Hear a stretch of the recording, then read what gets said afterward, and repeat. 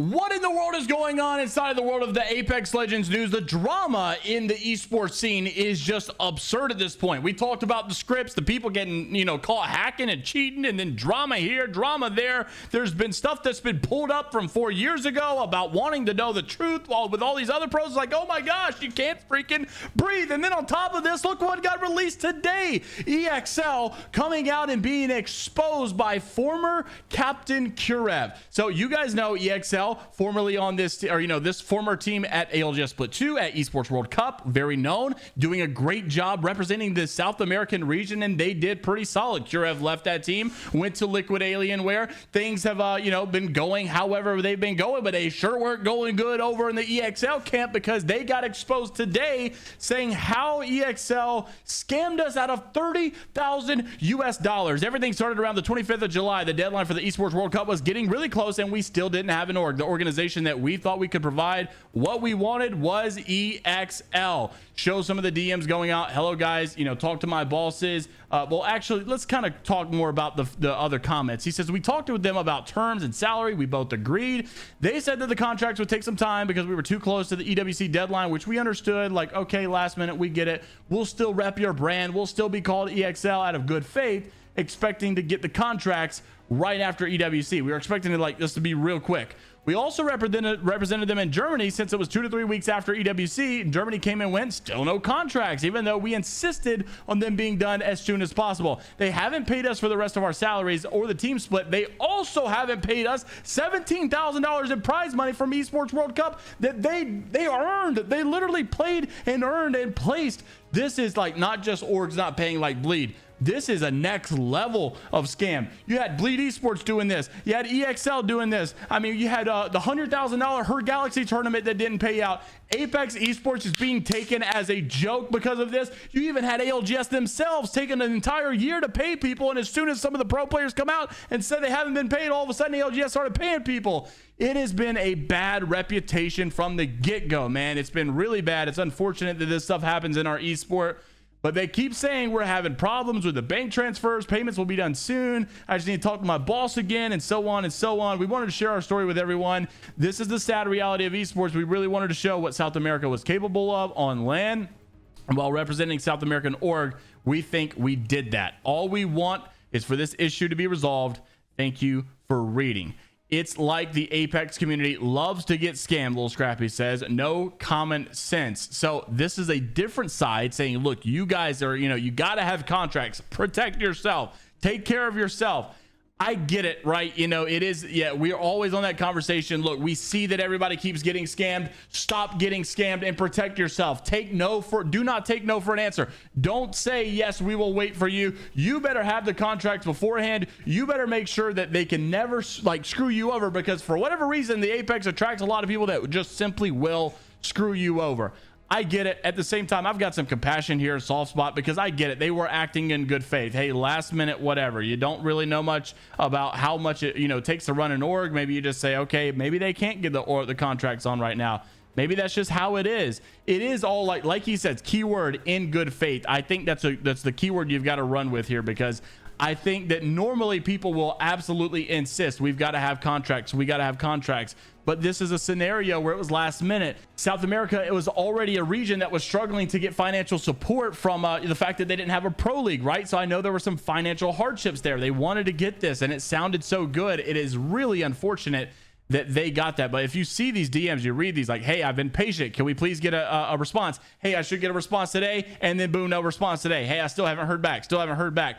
It really sucks that this happened, but I'm glad that they were able to, despite the roster changes, despite that this roster split up, despite that they didn't go to champs together like we were hoping to see, I'm glad they were able to come together and say, hey, we collectively did get screwed over. This is super unfortunate.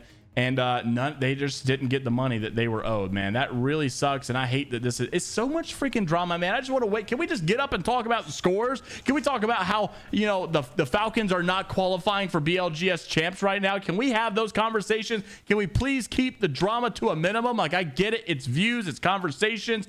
32,000 likes on a Twitter, poll that went on this a couple of days ago that we were talking about. This whole one right here about getting banned from the playoffs. So many likes here. It blew up. But Can we just get back to the game? Can the game get good again? Can we make Apex Legends great again? Can we make Apex Legends comp great again? Can we get all of this stuff going in a better direction? Because my goodness, it has been a struggle bus. Speaking of struggle bus, we got a struggle bus we got to make mention of very, very clearly struggling, and that is the NIP camp. These guys have just been struggling. You know, BLGS day one, that was not a good look, especially for a big organization like NIP. You had Hal calling them out as a paycheck stealers. All that stuff was going on. So obviously they're trying to work their way back. And like Waltzy said, you know, you do really good at LAN back-to-back, top 10 looking good, and then you just go from that to not only not doing good, like the Falcons aren't doing good per se, BLGS standard wise, but they're not the worst in the game. And NIP is getting day one on BLGS. That's a problem. They're not getting to, looking great or solid in finals and such like they should be. Yes, that's a problem. I get it. But they're trying to bounce back. The passion you're about to witness from Gnaske is unlike I've ever seen. I don't think I've ever seen Gnaske this passionate. It was probably one of the funniest clips I've seen, and I absolutely gained a little bit more respect for Gnaske. If you didn't have, respect for him as a competitor already, you're about to have some. This clip is crazy. Let's talk first about some of the internal struggles that they're dealing with and how Gnaske has reacted recently. Then we'll talk about the Falcons as well and the reaction to it. Roll the clip. Just jump We down. can play here. Yeah. Go. We can play that. And we just bubble and we'll fight if there's someone there. Look, there's a keep it. Just drop it. Move it. Come. Slide jump off, boys. Come. Just bob, Gnaske. Bob. No, I'm batting. I keep it all to them. Play on me. Good on me. Yeah. We should I jump keep it all low to them. ground. I'm keeping it on We me. should jump low ground. I hit them. Let's come. Big. No, we didn't fight them. Give me on. Come low Bubble ground. down. Just come low ground. I'm Because low, the I'm team low. has angles on you, boys. I'm coming to you. They're fighting. No, fight I'm this. going to DP. After that. I'm 3Ping. One is real party. New team again. Bro, Gnaske party's one, man. Fuck. New team again. We have to fight. No. Come. Go. New cats on me. I died. You can rest me. You be cracked on me. Why are you not f***ing listening to me again, man? So many f***ing insults you do this. Stop overcoming, man. Don't play at the bottom. Just come to me and listen to me. I'm the f***ing IGL for a reason, man. Insults is my And after don't be a f***ing and follow me, man. You f***ing get that? Like now, man. If we lose insults because you don't listen to me, guys.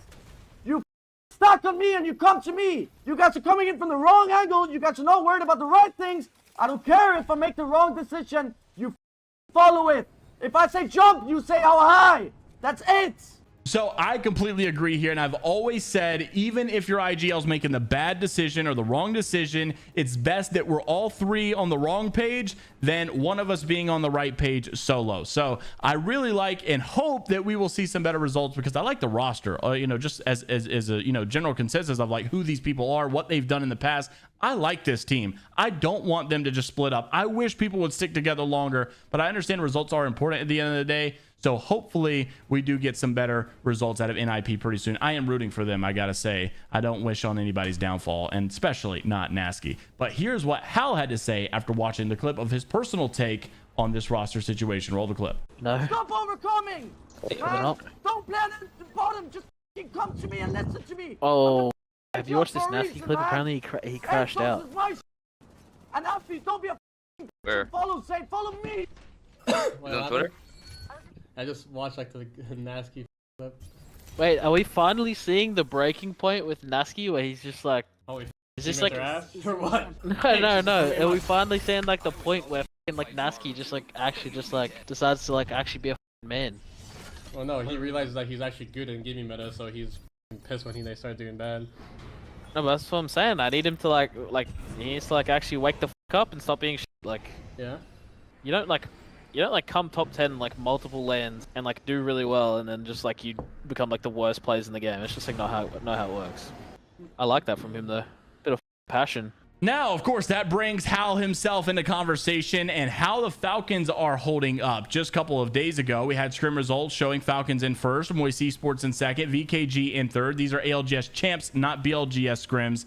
So champ scrim's a little bit different, played a little bit different. You've got the whole POI draft and all that stuff going through. The maps are a little bit different. We're not going all the maps like we are with BLGS.